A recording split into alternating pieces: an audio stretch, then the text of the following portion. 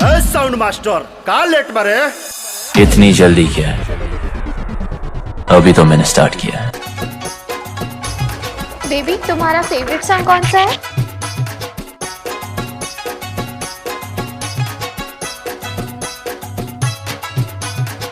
I love you जान, I love you।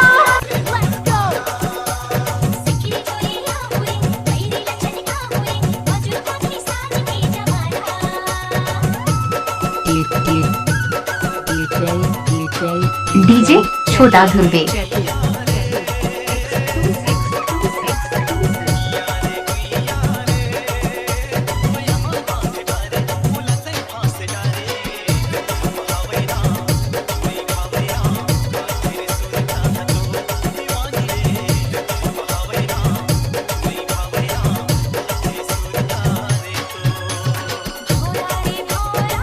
DJ छोटा Dhruve.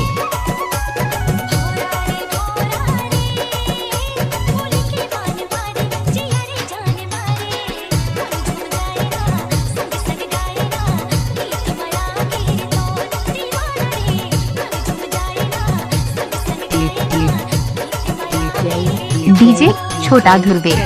DJ छोटा ध्रुवे।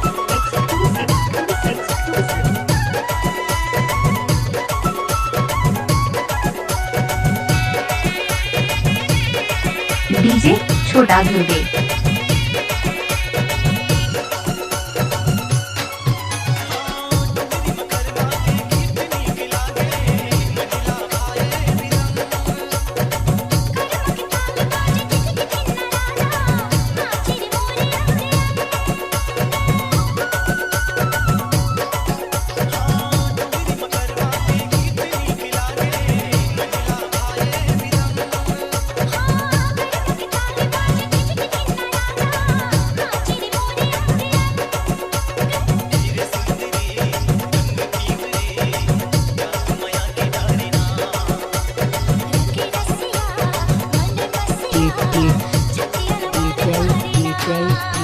डीजे छोटा ध्रुवे।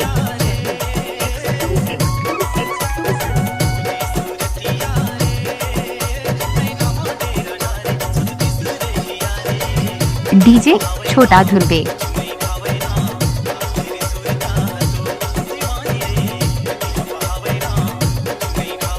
डीजे छोटा ध्रुवे।